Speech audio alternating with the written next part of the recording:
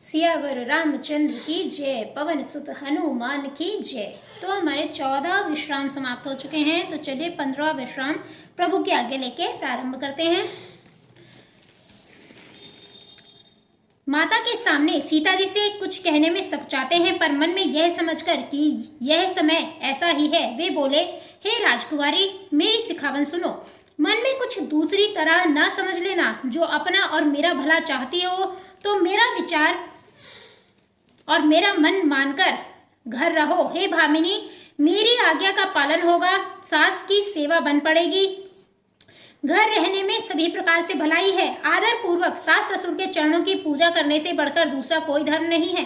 जब जब माता मुझे याद करेंगी और प्रेम से व्याकुल होने के कारण उनकी बुद्धि भोली हो जाएगी, वे अपने आप को भूल जाएंगी। हे सुंदरी, तब तब तुम कोमल वाणी से पुरानी कथाएं कह कहकर इन्हें समझाना। हे सुमुखी, मुझे सैकड़ों सौगंध है। मैं यह स्वभाव से ही कहता हूँ कि मैं तुम्हें केवल माता के लिए ही घर पर रखता हूँ। मेरी आज्ञा मानकर घर पर रहने से गुरु और वेद के द्वारा सम्मत धर्म के आचरण का फल तुम्हें बिना ही क्लेश के मिल जाता है, किंतु हट के वश होकर गालव मुनि और राजा नहुष आदि सबने संकट ही सहे। हे सुमुखी, हे सयानी, सुनो, मैं भी पिता के वचन को सत्य करके शीघ्र ही लौटूंगा। दिन जाते देर नहीं लगेगी। हे सुंदरी, हमारी यह सीख सुनो। हे वामा, यदि प्रेम वश हट करोगी तो तुम परिणाम में दुख पाओगी। वन बड़ा कठिन और भयानक है। वहां की धूप, जाड़ा, वर्षा और हवा सभी बड़े भयानक हैं। रास्ते में कुश, कांटे और बहुत से कंकड़ हैं। उन पर बिना जूते के पैदल ही चलना होगा। तुम्हारे चरण कमल कोमल और सुंदर है और रास्ते में बड़े बड़े दुर्गम पर्वत हैं। पर्वतों की गुफाएं, खोह, नदियां, नद और नाले और ऐसे अगम्य और गहरे हैं कि उनकी ओर देखा तक नहीं जाता। रीछ, बाघ, भेड़िए, सिंह और हाथी ऐसे भयानक शब्द करते हैं कि उन्हें सुनकर धीरज भाग जाता है। जमीन पर सोना, पेड़ों की छाल के वस्त्र पहनना और कंद मूल फल का भोजन करना होगा। और वे भी क्या सदा सब दिन मिलेंगे? सब कुछ अपने अपने समय के अनुकूल ही मिल सकेगा।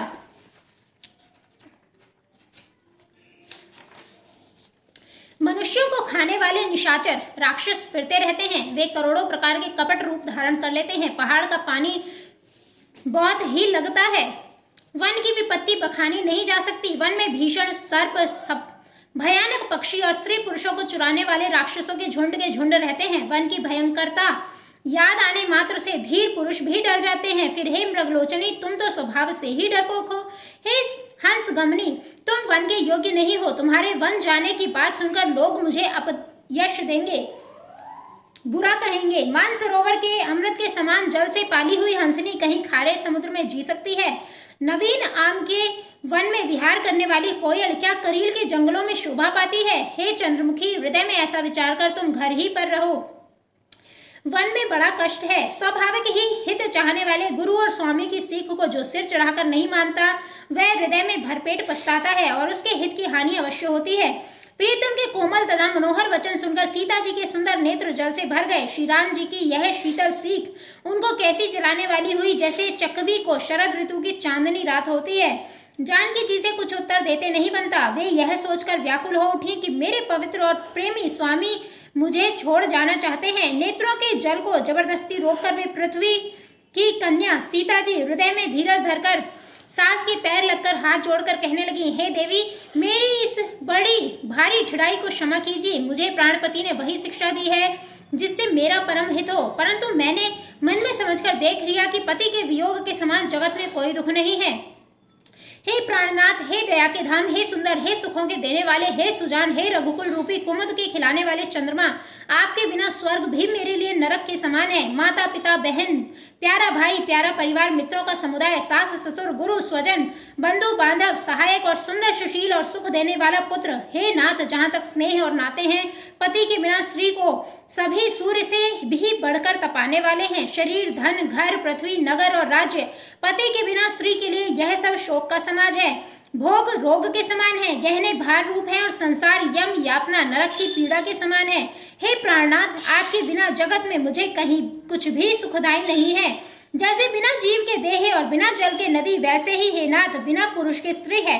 हे नाथ, आपके साथ रहकर आपका शरद पूर्णिमा के निर्मल चंद्रमा के समान मुख देखने से मुझे समस्त सुख प्राप्त होंगे। हे नाथ, आपके साथ पक्षी और पशु ही मेरे कुटुंबी होंगे, वन ही नगर और वृक्षों की छाल ही निर्मल वस्त्र होंगे और पर्णकुटी पत्तों की बनी झोपड़ी ही स्वर्ग के समान सुखों की मूल होगी। उदार हृदय के वन देवी और वन देवता ही सास ससुर के समान मेरी सार संभार करेंगे और कुशा और पत्तों की सुंदर बिछौना ही प्रभु के साथ कामदेव की मनोहर तोषक के समान होगी। कंद मूल और फल ही अमृत के समान आहार होंगे और वन के पहाड़ ही अयोध्या के सैकड़ों राजमहलों के समान होंगे। क्षण क्षण में प्रभु के चरण कमलों को देख देख कर मैं ऐसी आनंदित रहूंगी जैसे दिल में चकवी रहती है। हे नाथ, आपने वन के बहुत से दुख और बहुत से भय, विषाद और संताप कहे, परंतु हे कृपानिधान, वे सब मिलकर भी प्रभु के वियोग से होने वाले दुख के लवलेश के मात्र भी नहीं हो सकते।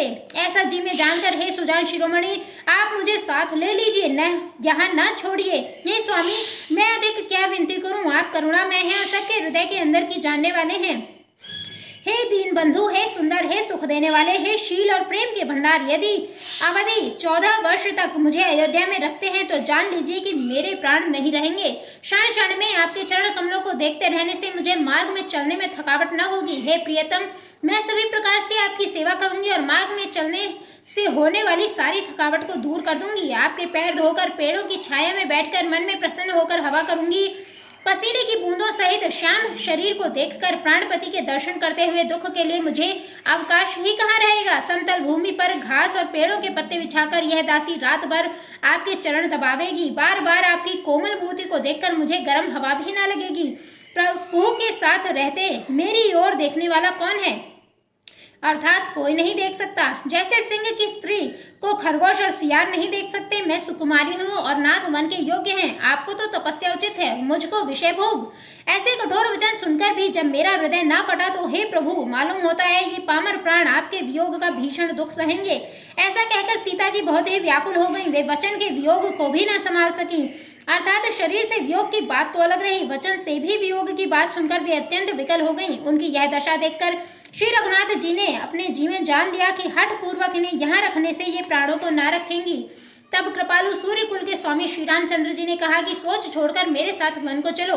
आज विषाद करने का अवसर नहीं है, तुरंत वन गमन की तैयारी करो। श्री रामचंद्र जी ने प्रिय वचन कहकर प्रियतमा सीता जी को समझाया, फिर माता के पैरों लगकर आशीर्वाद प्राप्त किया। माता ने कहा, बेटा जल्दी लौटकर प्रजा के दुख को मिटाना और यह निठुर माता तुम्हें भूल न जाए। हे विधाता, क्या मेरी दशा भी फिर पलटेगी? क्या अपने नेत्रों से मैं इस मनोहर जोड़ी को फिर देख पाऊंगी? हे पुत्र, वह सुंदर दिन और शुभ घड़ी कब होगी जब तुम्हारी जननी जीते जी तुम्हारा चांद सा मुखड़ा फिर देखेगी? हे तात, वत्स कहकर, लाल कहकर, रघुपति कहकर, रघुवर कहकर मैं फिर कब तुम्हें बुलाकर हृदय से लगाऊंगी और हर्षित होकर तुम्हारे अंगों को देखूंगी। यह देखकर कि माता स्नेह के मारे अधीर हो गई हैं और इतने अधिक व्याकुल हैं कि मुंह से वचन नहीं निकलता, श्री रामचंद्र जी ने अनेक प्रकार से उन्हें समझाया। वह समय और स्नेह वर्णन नहीं किया जा सकता। तब जानकी जी सास के पांव लगी और बोली, हे माता सुनिए, मैं बड़ी ही अभागिनी हूँ। आपकी सेवा करने के समय देव ने मुझे वनवास दे दिया, मेरा मनोरथ सफल न किया। आप शोभ का त्याग कर दें, परंतु कृपा न छोड़िएगा। कर्म की गति कठिन है, मुझे भी कुछ दोष नहीं है। सीता जी के वचन सुनकर सास व्याकुल हो गई। उनकी दशा को मैं किस प्रकार बखान कर कहूँ। उन्होंने सीता जी को बार बार हृदय से लगाया और धीरज धरकर शिक्षा दी और आशीर्वाद दिया कि जब तक गंगा जी और यमुना जी में जल की धारा बहे तब तक तुम्हारा सुहाग अचल रहे। सीता जी को सास ने अनेकों प्रकार से आशीर्वाद और शिक्षाएं दी और वे बड़े ही प्रेम से बार बार चरण कमलों में सिर नवाकर चली।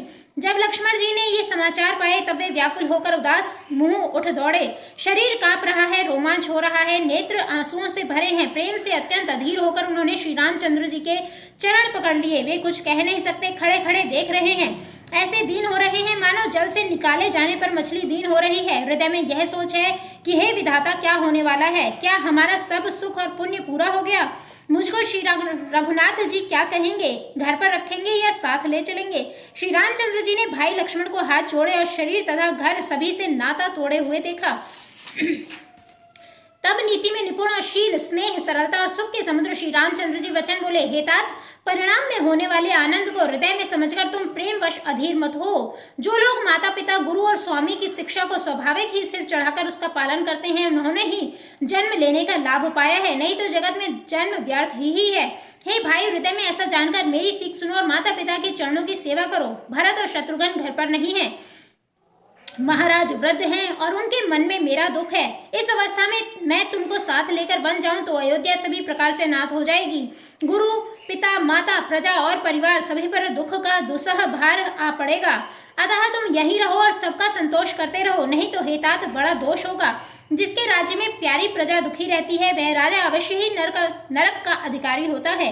हे तात, ऐसी नीति विचार कर तुम घर रह जाओ। यह सुनते ही लक्ष्मण जी बहुत ही व्याकुल हो गए। इन शीतल वचनों से वे कैसे सूख गए जैसे पाले के स्पर्श से कमल सूख जाता है।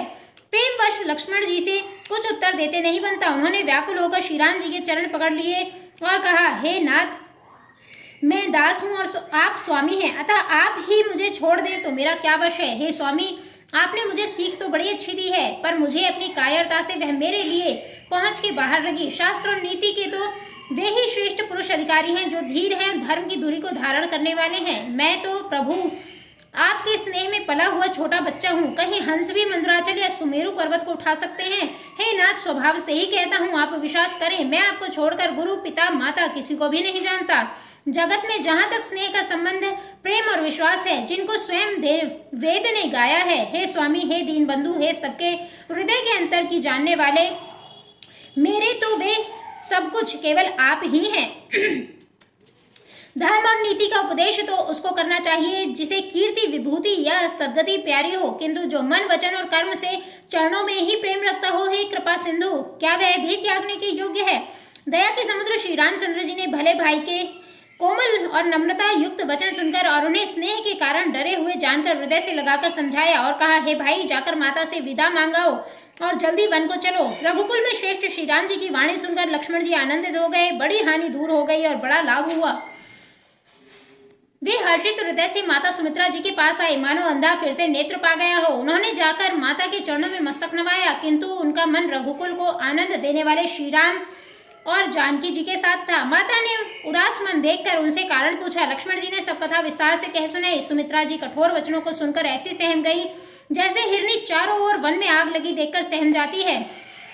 लक्ष्मण ने देखा कि आज अब अनर्थ हुआ, ये स्नेहवश काम बिगाड़ देंगे, इसलिए वे विदा मांगते हुए डर के मारे सकुचाते हैं और मन ही मन सोचते हैं कि हे विधाता, माता साथ जाने को कहेंगी या नहीं। सुमित्रा जी ने श्री राम और सीता जी के रूप, सुंदर शील और स्वभाव को समझकर और उन पर राजा का प्रेम देखकर अपना सिर धुना और कहा कि पापिनी कैकेयी ने बुरी तरह घात लगाया, परंतु कुछ समय जानकर धैर्य धारण किया और स्वभाव से ही हित चाहने वाली सुमित्रा जी कोमल वाणी से बोली, हे तात, जानकी जी तुम्हारी माता हैं और सब प्रकार से स्नेह करने वाले श्री रामचंद्र जी तुम्हारे पिता हैं। जहाँ श्री राम जी का निवास हो गया वहीं अयोध्या है, जहाँ सूर्य का प्रकाश हो वहीं दिन है। यदि निश्चय ही सीता राम वन को जाते हैं तो अयोध्या में तुम्हारा कुछ भी काम नहीं है। गुरु, पिता, माता, भाई, देवता और स्वामी, इन सब की सेवा प्राण के समान करनी चाहिए। फिर श्री रामचंद्र जी तो प्राणों के भी प्रिय हैं, हृदय के भी जीवन है और सभी के स्वार्थ रहित सखा हैं। जगत में जहाँ तक पूजनीय और परम प्रिय लोग हैं वे सब राम जी के ही नाते से पूजनीय और परम प्रिय मानने योग्य हैं। हृदय में ऐसा जानकर हे तात, उनके साथ वन जाओ और जगत में जीने का लाभ उठाओ। मैं बलिहारी जाती हूँ। हे पुत्र, मेरे समेत तुम बड़े ही सौभाग्य के पात्र हुए जो तुम्हारे चित्त ने छल छोड़कर श्री राम जी के चरणों में स्थान प्राप्त किया है। संसार में वही युवती स्त्री पुत्रवती है जिसका पुत्र श्री रघुनाथ जी का भक्त हो, नहीं तो जो राम से विमुख पुत्र से अपना हित चाहती है वह तो बांझ ही अच्छी, पशु की भांति उसका पुत्र व्यर्थ ही है। तुम्हारे ही भाग्य से श्री राम जी वन को जा रहे हैं। हे तात, दूसरा कोई कारण नहीं है। संपूर्ण पुण्यों का सबसे बड़ा फल यही है कि श्री सीता राम जी के चरणों में स्वाभाविक प्रेम हो। राग, रोष, ईर्ष्या, मद और मोह इनके वश स्वप्न में भी मत होना। सब प्रकार के विकारों का त्याग कर मन, वचन और कर्म से श्री सीता राम जी की सेवा करना। तुमको वन में सब प्रकार से आराम है जिसके साथ श्री राम जी और सीता जी रूप पिता माता हैं। हे पुत्र, तुम वही करना जिससे श्री रामचंद्र जी वन में क्लेश न पावे। मेरा यही उपदेश है। हे तात, मेरा यही उपदेश है, अर्थात तुम वही करना जिसमें वन में तुम्हारे कारण श्री राम जी और सीता जी सुख पावे और पिता माता, प्रिय परिवार तथा नगर के सुखों की याद भूल जाएं। तुलसीदास जी कहते हैं कि सुमित्रा जी ने इस प्रकार हमारे प्रभु श्री लक्ष्मण जी को शिक्षा देकर वन जाने की आज्ञा दी और फिर यह आशीर्वाद दिया कि श्री सीता जी और श्री रघुवीर जी के चरणों में तुम्हारा निर्मल, निष्काम और अनन्य एवं प्रगाढ़ प्रेम नित नित नया हो। माता के चरणों में सिर नवाकर हृदय में डरते हुए कि अब भी कोई विघ्न न आ जाए, लक्ष्मण जी तुरंत इस तरह चल दिए कि जैसे सौभाग्यवश कोई हिरन कठिन फंदे को तुड़ाकर भाग निकला हो।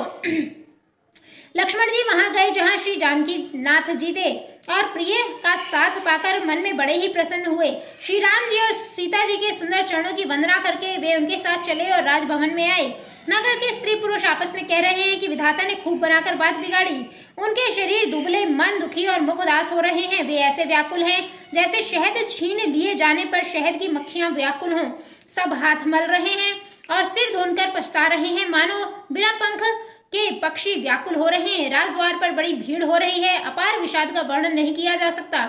श्री रामचंद्र जी पधारे हैं, ये प्रिय वचन कहकर मंत्री ने राजा को उठाकर बिठाया। सीता सहित दोनों पुत्रों को वन के लिए तैयार देखकर राजा बहुत व्याकुल हुए। सीता सहित दोनों सुंदर पुत्रों को देख देख कर राजा अकुलाते हैं और स्नेहवश बारंबार उन्हें हृदय से लगा लेते हैं। राजा व्याकुल हैं, बोल नहीं सकते। हृदय में शोक से उत्पन्न हुआ भयानक संताप है।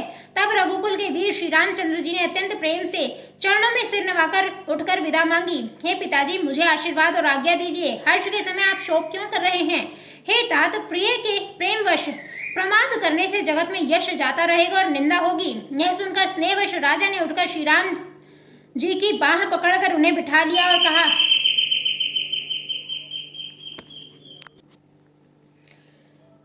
यह सुनकर स्नेहवश राजा ने उठकर श्री रघुनाथ जी की बाह पकड़कर उन्हें बिठा लिया और कहा, हे तात सुनो, तुम्हारे लिए मुनि लोग कहते हैं कि श्री राम चराचर के स्वामी हैं। शुभ और अशुभ कर्मों के अनुसार ईश्वर हृदय में विचार कर फल देता है। जो कर्म करता है वही फल पाता है, ऐसी वेद की नीति है। यह सब कोई कहते हैं, किंतु इस अवसर पर तो इसके विपरीत हो रहा है। अपराध तो कोई और ही करे और उसका फल कोई और भोगे। भगवान की लीला बड़ी ही विचित्र है, उसे जानने योग्य जगत में कौन है। राजा ने इस प्रकार श्री रामचंद्र जी को रखने के लिए छल छोड़कर बहुत से उपाय किए, पर जब उन्होंने धर्म धुरंधर, धीर और बुद्धिमान श्री राम जी का रुख देख लिया और वे रहते हुए न जान पड़े, तब राजा ने सीता जी को हृदय से लगा लिया और बड़े प्रेम से बहुत प्रकार की शिक्षा दी, वन के दुसह दुख कहकर सुनाए। फिर सास ससुर तथा पिता के पास रहने के सुखों को समझाया। परंतु सीता जी का मन श्री रामचंद्र जी के चरणों में अनुरक्त था, इसलिए उन्हें घर अच्छा नहीं लगा और न वन भयानक लगा। और फिर सब लोगों ने भी वन में विपत्तियों की अधिकता बता बताकर सीता जी को समझाया। मंत्री सुमंत्र जी की पत्नी और गुरु वशिष्ठ जी की स्त्री अरुंधति जी तथा और भी चतुर स्त्रियां स्नेह के साथ कोमल वाणी से कहती हैं कि तुमको तो राजा ने वनवास नहीं दिया है, इसलिए जो ससुर गुरु और सास कहें तुम तो वही करो। वह शीतल, हितकारी, मधुर और कोमल सीख सुनने पर सीता जी को अच्छी नहीं लगी। वे इस प्रकार व्याकुल हो गई मानो शरद ऋतु के चंद्रमा की चांदनी लगते ही चकई व्याकुल हो उठी हो। सीता जी संकोच वश उत्तर नहीं देती। इन बातों को सुनकर कैकेयी तमक कर उठी। उसने मुनियों के वस्त्र आभूषण और बर्तन लाकर श्री रामचंद्र जी के आगे रख दिए और कोमल वाणी से कहा, हे रघुवीर, राजा को तुम प्राणों के समान प्रिय हो। प्रेमवश दुर्बल हृदय के राजा शील और स्नेह नहीं छोड़ेंगे। पुण्य, सुंदर, यश और परलोक चाहे नष्ट हो जाए, पर तुम्हें वन जाने को वे कभी न कहेंगे। ऐसा विचार कर जो तुम्हें अच्छा लगे वही करो। माता की सीख सुनकर श्री रामचंद्र जी ने बड़ा सुख पाया, परंतु राजा को ये वचन बाण के समान लगे। वे सोचने लगे, अब भी अभागे प्राण क्यों नहीं निकलते। राजा मूर्छित हो गए। लोग व्याकुल हैं, किसी को कुछ नहीं सूझ पड़ता कि क्या करें। श्री रामचंद्र जी तुरंत मुनि का वेश बनाकर और माता पिता को सिर नवाकर चल दिए। वन का सब साज समाज सजाकर वन के लिए आवश्यक वस्तुओं को साथ लेकर श्री रामचंद्र जी, श्री सीता जी और भाई लक्ष्मण जी सहित ब्राह्मण और गुरु के चरणों की वंदना करके सबको अचेत करके चले। राजमहल से निकलकर श्री रामचंद्र जी वशिष्ठ जी के दरवाजे पर जा खड़े हुए और देखा कि सब लोग विरही की अग्नि में जल रहे हैं। उन्होंने प्रिय वचन कहकर सबको समझाया। फिर श्री रामचंद्र जी ने ब्राह्मणों की मंडली को बुलाया। गुरु जी से कहकर उन सबको वर्ष भर का भोजन दिए और आदर, दान और विनय से उन्हें वश में कर लिया। फिर याचकों को दान और मान देकर संतुष्ट किया तथा मित्रों को पवित्र प्रेम से प्रसन्न किया। फिर दास दासियों को बुलाकर उन्हें गुरु जी को सौंपकर हाथ जोड़कर बोले, हे गुसाई, इन सबकी माता पिता के समान सार संहार करते रहिएगा। श्री रामचंद्र जी बार बार दोनों हाथ जोड़कर सबसे कोमल वाणी कहते हैं कि मेरा सब प्रकार से हितकारी मित्र वही होगा जिसकी चेष्टा से महाराज सुखी रहें। हे परम चतुर पूर्ववासी सज्जनों, आप लोग वही सब उपाय करिएगा जिससे मेरी सब माताएं मेरे विरह के दुख से दुखी ना हों। इस प्रकार श्री राम जी ने सबको समझाया और हर्षित होकर गुरु जी के चरण कमलों में सिर नवाया। फिर गणेश जी, पार्वती जी और कैलाशपति महादेव जी को मनाकर तथा आशीर्वाद पाकर श्री रघुनाथ जी चले। श्री राम जी के चलते ही बड़ा भारी विषाद हो गया। नगर का हाहाकार सुना नहीं जाता। लंका में बुरे शकुन होने लगे। अयोध्या में अत्यंत शोक छा गया और देवलोक में सब हर्ष और विषाद दोनों के वश में हो गए। हर्ष इस बात का था कि अब राक्षसों का नाश होगा और विषाद अयोध्या वासियों के शोक के कारण था। मूर्छा दूर हुई तब राजा जागे और सुमंत्र को बुलाकर ऐसा कहने लगे, श्री राम वन को चले गए पर मेरे प्राण नहीं जा रहे हैं। न जाने किस सुख के लिए शरीर में टिक रहे हैं। इससे अधिक बलवती और कौन सी व्यथा होगी जिस दुख को पाकर प्राण शरीर को छोड़ेंगे। फिर धीरज धरकर राजा ने कहा, हे सखा, तुम रथ लेकर श्री राम जी के साथ जाओ। अत्यंत सुकुमार दोनों कुमारों और सुकुमारी जानकी को रथ में चढ़ाकर वन दिखलाकर 4 दिन के बाद लौट आना। यदि धैर्यवान दोनों भाई न लौटे, क्योंकि श्री रघुनाथ जी प्रण के सच्चे और दृढ़ता से नियम का पालन करने वाले हैं, तो तुम हाथ जोड़कर विनती करना कि हे प्रभु, जनक कुमारी सीता जी को लौटा दीजिए। जब सीता वन को देखकर डरे तब मौका पाकर मेरी यह सीख उनसे कहना कि तुम्हारे सास और ससुर ने ऐसा संदेश कहा है।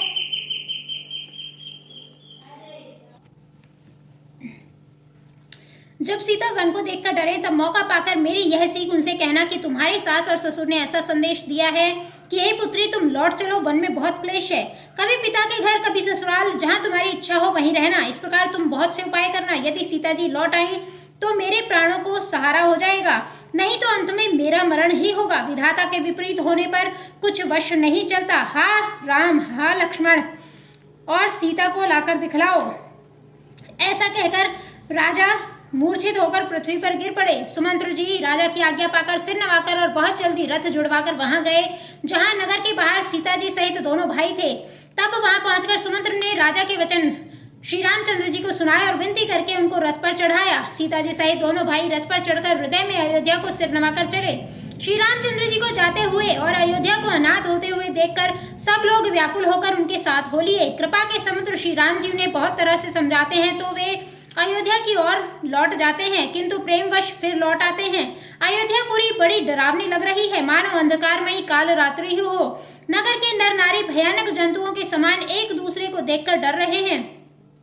घर, शमशान, कुटुंबी, भूत प्रेत और पुत्र, हितैषी और मित्र मानो यमराज के दूत हैं। बगीचों में वृक्ष और बेलों कुमला रही हैं। नदी और तालाब ऐसे भयानक लगते हैं कि उनकी ओर देखा भी नहीं जाता। करोड़ों हाथी, घोड़े, खेलने के लिए पाले हुए हिरन, नगर के गाय, बैल, बकरी आदि पशु, पपीहे, मोर, कोयल, चकवे, तोते, मैना, सारस, हंस और चकोर श्री राम जी के वियोग में सभी व्याकुल हुए। जहां तहां ऐसे चुपचाप स्थिर होकर खड़े हैं मानो तस्वीरों में लिखकर बनाए हुए हैं। नगर मानो फलों से परिपूर्ण बड़ा भारी सघन वन था।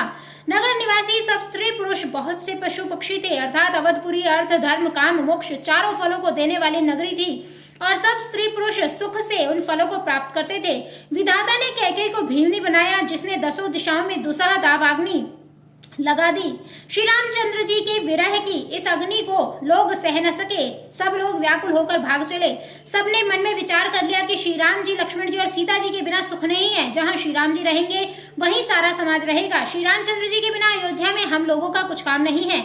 ऐसा विचार दृढ़ करके देवताओं को भी दुर्लभ सुखों से पूर्ण घरों को छोड़कर सब श्री रामचंद्र जी के साथ चल पड़े। जिनको श्री राम जी के चरण कमल प्यारे हैं, उन्हें क्या कभी विषय भोग वश में कर सकते हैं। बच्चों और बूढ़ों को घरों में छोड़कर सब लोग साथ हो लिए।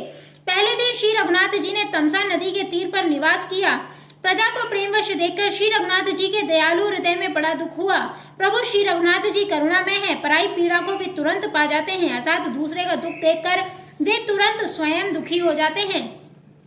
प्रेम युक्त कोमल और सुंदर वचन कहकर श्री राम जी ने बहुत प्रकार से लोगों को समझाया और बहुतेरे धर्म संबंधी उपदेश दिए, परंतु प्रेमवश लोग लौटाए नहीं लौटते। शील और स्नेह छोड़ा नहीं जाता। श्री रघुनाथ जी असमंजस के अधीन हो गए, दुविधा में पड़ गए। शोक और परिश्रम के मारे लोग सो गए और कुछ देवताओं की माया से भी उनकी बुद्धि मोहित हो गई। जब दोपहर रात बीत गई तब श्री रामचंद्र जी ने प्रेम पूर्वक मंत्री सुमंत्र से कहा, हे तात, रथ के खोज मारकर अर्थात पहियों के चिन्हों से दिशा का पता न चले, इस प्रकार रथ को हाँकिए और किसी उपाय से बात नहीं बनेगी। शंकर जी के चरणों में सिर नवाकर श्री राम जी, लक्ष्मण जी और सीता जी रथ पर सवार हुए।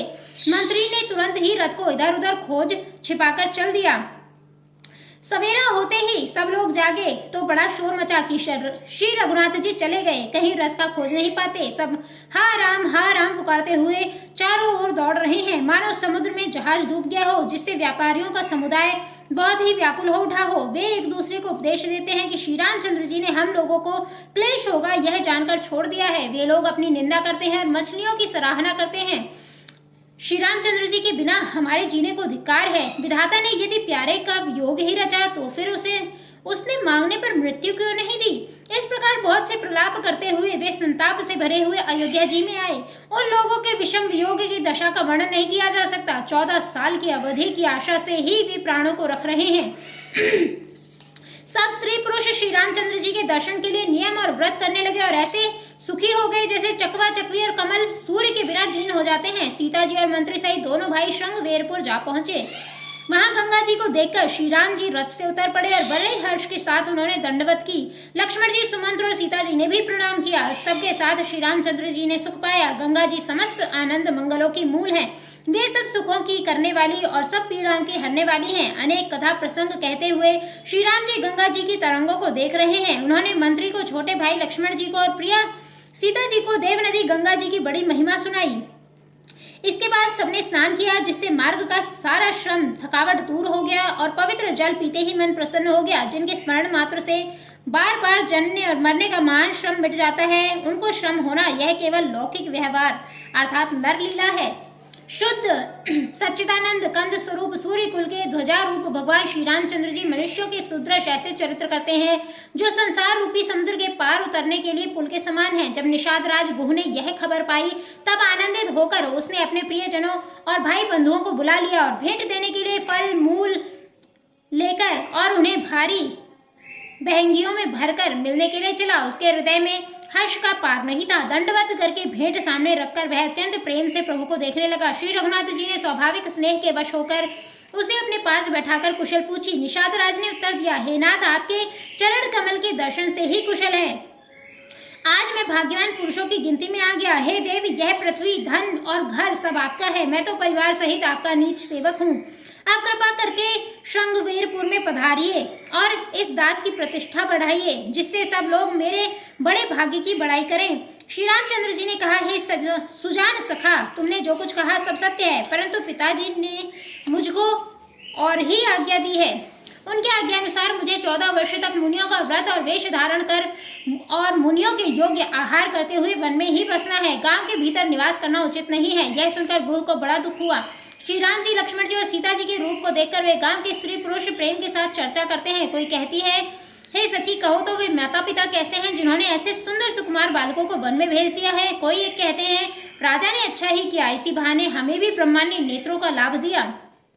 तब निषाद राज ने हृदय में अनुमान किया तो अशोक के पेड़ को उनके ठहरने के लिए मनोहर समझा। उसने श्री रघुनाथ जी को ले जाकर वह स्थान दिखाया। श्री रामचंद्र जी ने देखकर कहा कि यह सब प्रकार से सुंदर है। प्रवासी लोग वंदना करके अपने अपने घर लौटे और श्री रामचंद्र जी संध्या करने पधारे।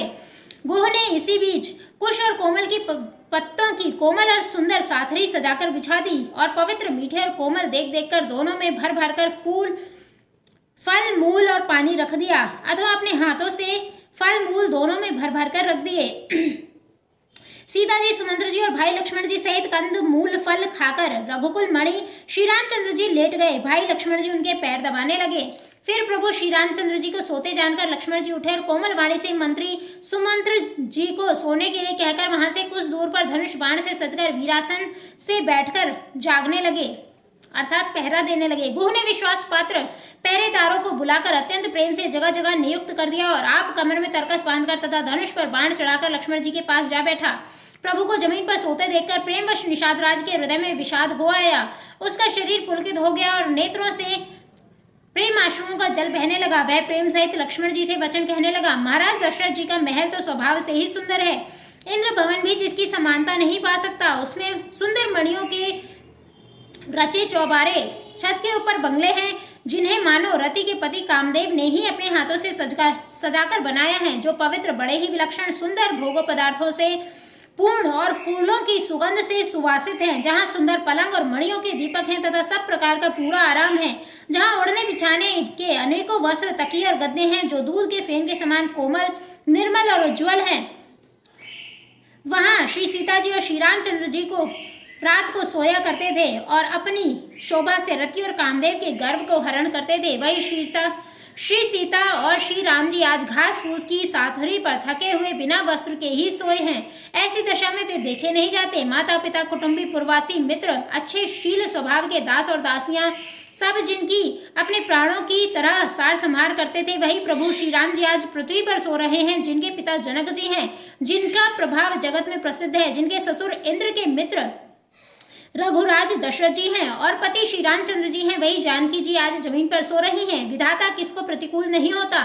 सीता जी और श्री रामचंद्र जी क्या वन के योग्य हैं। लोग सच कहते हैं कि कर्म ही प्रधान है। कैकेयी राज की लड़की नीच बुद्धि कैकेयी ने बड़ी ही कुटिलता की, जिसने रघुनंदन श्री राम को और जानकी जी को सुख के समय दुख दिया। वह सूर्य कुल रूपी वृक्ष के लिए कुल्हाड़ी हो गई। उस कुबुद्धि ने संपूर्ण विश्व को दुखी कर दिया। श्री राम सीता को जमीन पर सोते हुए देखकर निषाद को बड़ा दुख हुआ। तब लक्ष्मण जी ज्ञान वैराग्य और भक्ति से रस से सनी हुई मीठी और कोमल वाणी बोले, हे भाई, कोई किसी को सुख दुख देने वाला नहीं है। सब अपने ही किए हुए का कर्मों का फल भोगते हैं। संयोग वियोग, भले बुरे भोग, शत्रु मित्र और उदासीन, ये सभी भ्रम के फंदे हैं। जन्म मृत्यु, संपत्ति विपत्ति, कर्म और काल, जहाँ तक जगत के जंजाल हैं, धरती घर धन नगर परिवार स्वर्ग और नरक आदि जहाँ तक व्यवहार है, जो देखने सुनने और मन के अंदर विचारने में आते हैं, इन सब का मूल मोह अज्ञान ही है। परमार्थतः ये नहीं है। जैसे स्वप्न में राजा भिखारी हो जाए या कंगाल स्वर्ग का स्वामी इंद्र हो जाए तो जागने पर लाभ या हानि कुछ भी नहीं है, वैसे ही इस दृश्य प्रपंच को हृदय से देखना चाहिए। ऐसा विचार कर क्रोध नहीं करना चाहिए और ना किसी को व्यर्थ दोष ही देना चाहिए। सब लोग मोह रूपी रात्रि में सोने वाले हैं और सोते हुए उन्हें अनेक प्रकार के स्वप्न दिखाई देते हैं। इस जगत रूपी रात्रि में योगी लोग जागते हैं, जो परमार्थी हैं और प्रपंच से छूटे हुए हैं। जगत में जीव को जागा हुआ तभी जानना चाहिए जब संपूर्ण भोग विलासों से वैराग्य हो जाए। विवेक होने पर मोह रूपी भ्रम भाग जाता है। तब अज्ञान का नाश होने पर श्री रघुनाथ जी के चरणों में प्रेम होता है। हे सखा, मन वचन और कर्म से श्री राम जी के चरणों में प्रेम होना यही सर्वश्रेष्ठ परमार्थ है। श्री राम जी परमार्थ स्वरूप परब्रह्म है। वे अविगत, जानने में न आने वाले, अलग स्थूल दृष्टि से देखने में न आने वाले, अनादि आदि रहित, अनुपम उपमा रहित, सब विकारों से रहित और भेद शून्य है। वेद जिनका नित्य नेति नेति कहकर निरूपण करते हैं, वही कृपालु श्री रामचंद्र जी भक्त भूमि ब्राह्मण गौ और देवताओं के हित के लिए मनुष्य शरीर धारण करके लीलाएं करते हैं, जिनके सुनने से जगत के जंजाल मिट जाते हैं। तो बोलो सियावर रामचंद्र की जय। तो आज हमारे 15वां विश्राम समाप्त हो चुका है और श्री राम जी अयोध्या से वन के लिए प्रस्थान कर चुके हैं। तो बुरा समय किसके साथ नहीं आता, सबके साथ आता है। जब प्रभु भगवान खुद मनुष्य रूप में रहकर इतनी परेशानियां झेलकर भी हर चीज़ को हंस के सहते हैं, तो हमें भी उनसे ये सीख लेनी चाहिए कि हमें किसी भी परिस्थिति में अपने आप को कमज़ोर नहीं समझना चाहिए और उससे डरना नहीं चाहिए। प्रयास करें कि क्योंकि ये तो हमारे साथ बैठे ही हैं हमेशा, तो हमारे साथ कुछ गलत होने नहीं देंगे और हमें संभालने के लिए बैठे हुए हैं, हमें ज्ञान देने के लिए, हमें रास्ता दिखाने के लिए। हमें बस सही रास्ता चुन के अपने कार्य करने हैं। तो तब तक के लिए जय श्री राम, जय श्री कृष्ण, हर हर महादेव।